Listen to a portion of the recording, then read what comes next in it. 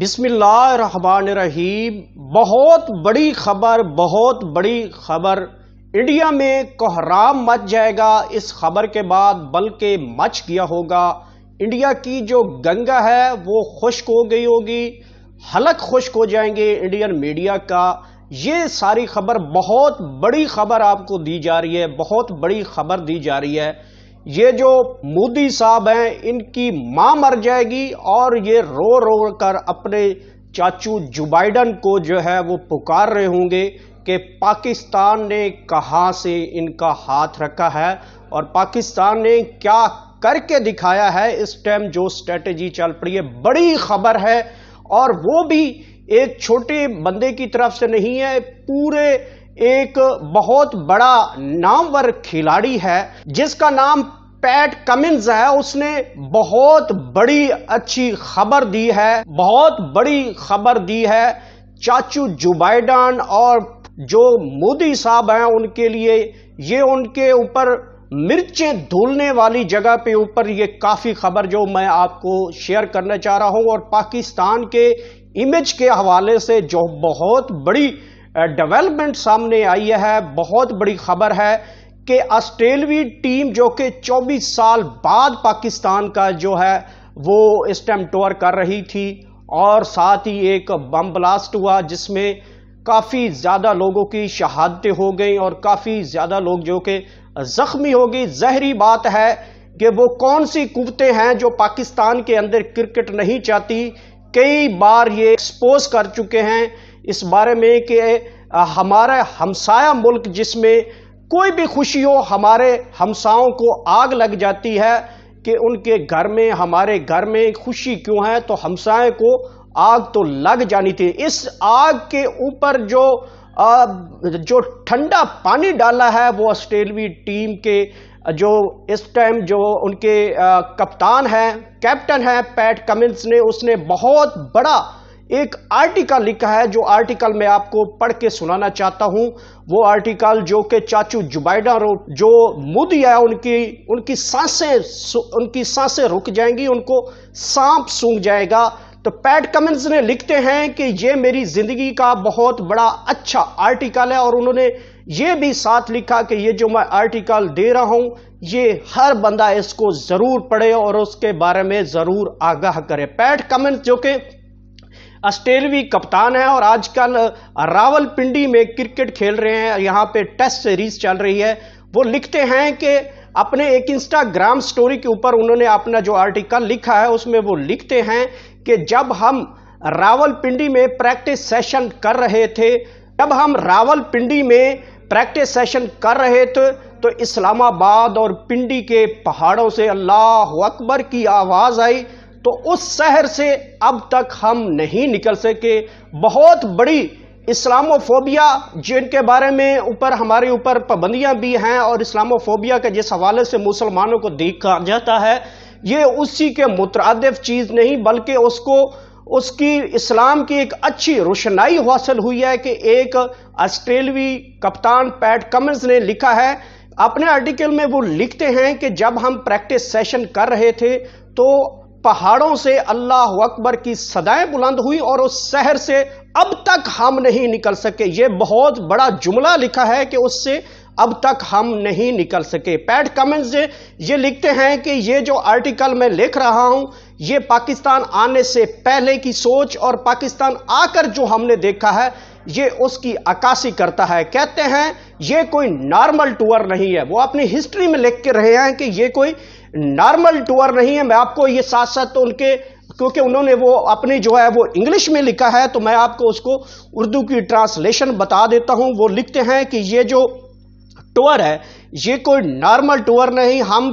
کتنے خوش قسمت دنیا خوبصورت ترین جزیرے پر اس وقت کرکٹ کھیل رہے ہیں۔ بہت بڑا کمنٹ وہ ساتھ بھی لکھتے ہیں کہ ہم کتنے خوش قسمت ہیں کہ ہم دنیا کے ایک خوبصورت ترین خطے میں موجود ہیں، جبکہ ہماری 2 نسلیں بدقسمتی سے اس جنت نظیر خطے میں کرکٹ نہیں کھیل سکے اور اس لطف سے محظوظ نہیں ہو سکے۔ لکھتے ہیں کہ یہ ٹور ہماری زندگی کا خوبصورت ترین ٹور ہے۔ یہ وہ جملے ہیں جو انڈین میڈیا کے منہ کے اوپر چھالے بن گئے ہیں، ان کی ماں مر گئی ہے ان دگڑ دلوں کی، ان لکڑ بگوں کی اوپر جس طرح کا پیٹ کمنز نے جملے لکھ دیے ہیں، وہ سوچ رہے ہوں گے کہ پاکستان کے اندر سیکیورٹی کس حد تک مضبوط ہے اور پاکستان کس قدر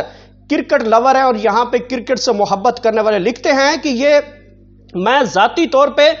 سنا تھا کہ پاکستان میں جو جمعہ کا دن ہے وہ ایک خاص ترین دن ہوتا ہے، اس دن کا مجھے انتظار تھا۔ میں نے سنا تھا کہ پاکستان میں جمعے کا دن ہے وہ ایک مقدس قسم کا دن ہے اور اس دن کے لیے میں خاص طور پر انتظار کر رہا تھا۔ وہ لکھتے ہیں کہ جب میں پریکٹس کر رہا تھا اور ہمارے ساتھ دیگر ہماری ٹیم سیشن کر رہی تھی تو اچانک راول پنڈی اور اسلام آباد کے پہاڑوں سے اللہ اکبر کی صدائیں بلند ہوئیں، تو چاروں طرف ایک دم اللہ اکبر کی جب صدائیں بلند ہوئی تو ہمارے لیے خوبصورت ترین لمحہ، سبحان اللہ۔ بہت بڑی انہوں نے یہ کمنٹ کیے ہیں اسلاموفوبیا کے حوالے سے بھی میں نے آپ کو بتایا، جس طرح کے اسلام کو خراب کرنے کی قوتیں کر رہی ہیں، اسی جگہ پہ سیم ٹائم پاکستان نے وہ دکھتی رگ کے اوپر چاچو جو بائیڈن اور جو مودی ہے اس کے لیے جو جملے لکھے ہیں اس نے، وہ کمال کی چیزیں ہیں۔ وہ لکھتے ہیں کہ ہمیں پتہ چلا کہ جب ہم ایئرپورٹ سے یعنی کہ آسٹریلیا کی جانب سے جب ہم پاکستان آ رہے تھے تو جہاز میں ہماری سیکیورٹی مینجمنٹ جو کہ ان کے ساتھ موجود تھی، ان کی مینجمنٹ کے ایک افسر نے بتایا کہ ہم جس ملک میں کرکٹ کھیلنے جا رہے ہیں وہ دنیا کی عظیم اور پہلے نمبر کی سیکیورٹی ہے، جس کے لیے 20,000 کے قریب جو کہ کمانڈو تعینات ہوں گے جو کہ ہماری دیکھ بھال کے لیے ہیں۔ تو یہ سوچ کر ہمارے ذہن میں کئی سوالات وہ کہہ رہا تھا کہ ہماری سیکیورٹی کے اوپر 20,000 سیکیورٹی کمانڈوز تعینات ہوں گے، تو وہ کیسا کہہ رہے ہیں کہ وہ جذباتی مومنٹ تھے اور ہم اس کے لیے سارے کھلاڑی جو ہیں وہ ایکسائٹمنٹ کے تھے کہ ہم جلدی پاکستان پہنچے۔ خیر وہ لکھتے ہیں کہ جب ہم ایئرپورٹ پہنچے تو بہت بڑی اچھی فیلنگ تھی، تو ہمیں ہر جگہ پہ سیکیورٹی ہی سیکیورٹی نظر آ رہی تھی۔ کہتے ہیں اس میں کوئی حیرت کی بات نہیں کہ ہر 100 میٹر کے فاصلے پر کمانڈوز تعینات تھے، سیکیورٹی پر تعینات تھے۔ لکھتے ہیں جب ہم ایئرپورٹ سے باہر نکلے تو ہمیں ایک خاص قسم کی گاڑیوں میں بٹھایا گیا، جن گاڑیوں کے میں بیٹھے تھے ان کے شیشے 10 انچ تک موٹے تھے اور ہر ایک جو پلیئر تھا وہ اس کو نوک کر کے چیک کر رہا تھا، کیونکہ یہ ہماری زندگی کا پہلا تجربہ ہے۔ اس کے ساتھ وہ لکھتے ہیں جب ہم ہوٹل میں پریکٹس سیشن سے راولپنڈی جا رہے تھے تو ہمیں وہ بہت ہی جذباتی اس قدر ہو گئے۔ وہ اپنے پلیئرز کے بارے میں لکھ رہے ہیں کہ وہ اپنے آرٹیکل میں یہ لکھ رہے ہیں کہ جب ہم راولپنڈی پریکٹس سیشن کے لیے جا رہے تھے تو ایک تو وہ کہہ رہے ہیں کہ سڑکوں پہ سیکیورٹی کے کمانڈوز تعینات تھے اور صرف وہ ہماری سیکیورٹی کے لیے تعینات تھے۔ اس کے ساتھ انہوں نے لکھا جب ہم سڑک پہ آئے تو پوری کی پوری سڑکیں جو ہیں وہ ویران تھی، کسی قسم کی ٹریفک نہیں تھی۔ اس کے ساتھ ساتھ وہ لکھتے ہیں کہ جب ہم وہاں ہوٹل سے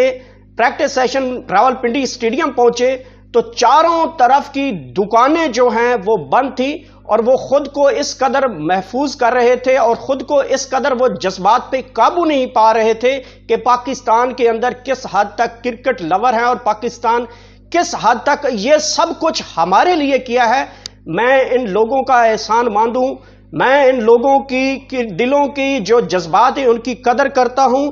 تو یہ جنہوں نے یہ سب کچھ ہمارے لیے قربان کر دیا۔ یہ وہ آرٹیکل ہے جس کے بارے میں میں نے آپ کو اس کا اردو کا ترجمہ کیا ہے انسٹاگرام کے اوپر۔ آسٹریلیا کے جو کہ اس وقت کپتان ہیں وہ اپنی زندگی کے ایک آپ بیتی نام کر دیا پاکستان کے سیکیورٹی اداروں اور پاکستانی عوام کے لیے اور پاکستانی امیج کے لیے۔